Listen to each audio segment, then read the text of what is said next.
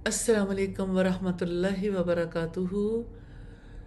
नहमदुहू व नुसल्ली अला रसूलिहिल करीम। अम्मा बाद, फ़ाऊज़ु बिल्लाहि मिनश शैतानिर रजीम। बिस्मिल्लाहिर रहमानिर रहीम। रब्बिश्रह ली सदरी व यस्सिर ली अमरी वहलुल उक़दतम मिन लिसानी यफ़क़हू क़ौली। दुआ decoded, exploring the world of दुआ। सुभान अल्लाह। दुआ के बारे में ये मॉड्यूल नंबर 2 है और बहुत खूबसूरत बात, अल्लाह सुभान व ताला के सिवा कोई कुछ नहीं दे सकता। रब्बुल इज़्ज़त ने फरमाया, या अय्युहन्नासु ज़ुरिब मसलुन फस्तमिऊ लहू। ए लोगों, एक मिसाल बयान की जाती है, सो उसे गौर से सुनो। इन्नल्लज़ीना तदऊन मिन दूनिल्लाहि लन यख़्लुक़ू ज़ुबाबम वलव इज्तमऊ लहू। यकीनन वो लोग जिन्हें अल्लाह ताला के सिवा तुम पुकारते हो, एक मक्खी भी हरगिज़ पैदा नहीं करेंगे, अगरचे वो सब के सब उसके लिए जमा हो जाएं। वइन यसलुबहुम ज़ुबाबु शयअन ला यस्तनक़िज़ूहु मिन्हु ज़ौफ़त तालिबु वल मतलूब। और अगर मक्खी उनसे कुछ भी छीन ले तो उससे वो छुड़ा भी नहीं सकते। तलब करने वाला भी कमज़ोर, जिससे तलब किया गया वो भी कमज़ोर है। ये सूरह अल हज की आयत नंबर 73 है, जिससे पता चलता है कि अल्लाह के माँ सिवा किसी का कोई इख्तियार ही नहीं, न वो खालिक है, न मालिक है, न अता कर सकता है। उनकी मिसाल ऐसे है कि जैसे मक्खी पैदा नहीं कर सकता कोई, मक्खी कुछ छीन के ले जाए छुड़ा भी नहीं सकता कोई। तो आप तलब करोगे, आप भी कमज़ोर, जिससे तलब किया गया वो भी कमज़ोर। इतना अजीब फैसला फिर क्यों करते हैं? और रब्बुल इज़्ज़त ने फरमाया, वल्लज़ीना यदऊन मिन दूनिल्लाहि ला यख़्लुक़ून शयअन व हुम युख़्लक़ून अमवातुन गैरु अहयाइन वमा यशऊरून अय्याना युबासून। और वो लोग जिन्हें वो अल्लाह ताला के सिवा पुकारते हैं, वो किसी चीज़ को पैदा नहीं कर सकते और वो खुद पैदा किए जाते हैं। वो मुर्दा हैं, जिंदा नहीं हैं, और वो नहीं जानते कि वो कब उठाए जाएंगे। तो अल्लाह के माँ सिवा किसी के पास अपनी ज़ाती ज़िंदगी नहीं, न किसी चीज़ को पैदा कर सकते हैं, खुद पैदा किए जाते हैं, खुद मुर्दा हैं, जिंदा नहीं, उन्हें यह भी नहीं पता कब उठाए जाएंगे। फिर सवाल क्यों करते हो, दुआ क्यों करते हो? वल्लज़ीना तदऊन मिन दूनिही मा यमलिकून मिन क़ित्मीर।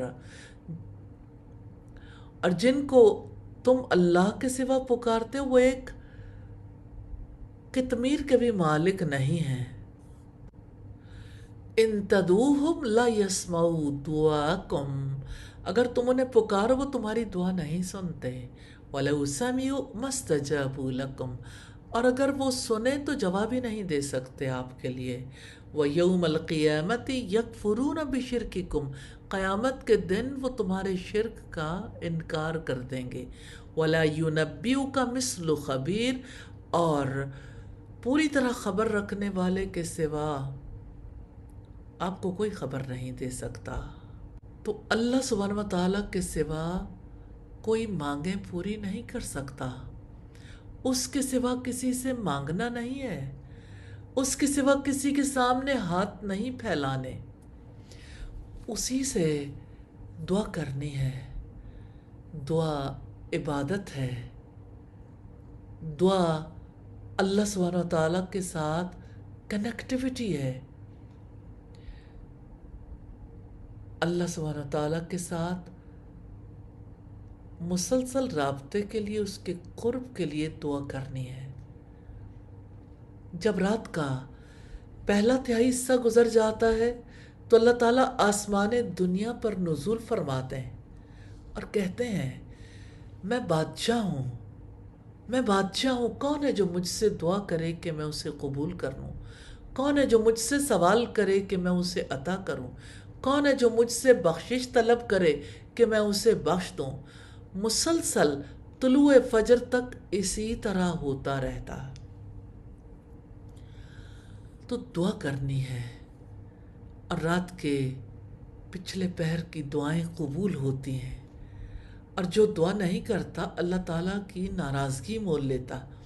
سیدنا عبداللہ رضی اللہ تعالی عنہ نے بیان کیا کہ نبی کریم صلی اللہ علیہ وسلم نے فرمایا انہو من لم یسأل اللہ یغضب علیہ، جو آدمی اللہ تعالیٰ سے سوال نہیں کرتا اللہ تعالیٰ اس سے ناراض ہو جاتا ہے۔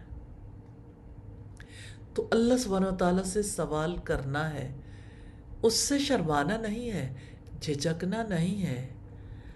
دعا عبادت ہے۔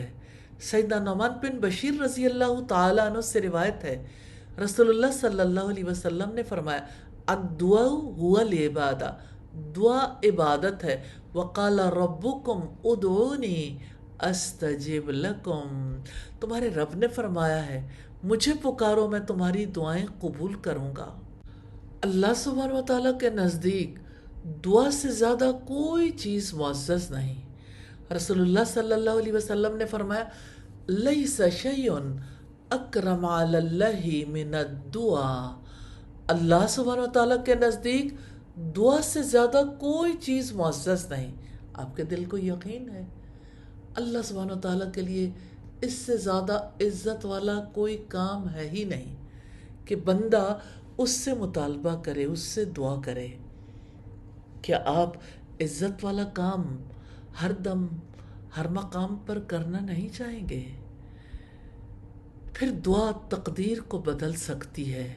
سیدنا سلمان رضی اللہ تعالیٰ عنہ سے روایت ہے، رسول اللہ صلی اللہ علیہ وسلم نے فرمایا لا يرد القضاء الا الدعاء ولا يزيد في العمر الا البر، دعا کے سوا تقدیر کو کوئی چیز نہیں بدل سکتی، اور نیکی کے سوا عمر میں کوئی چیز اضافہ نہیں کر سکتی۔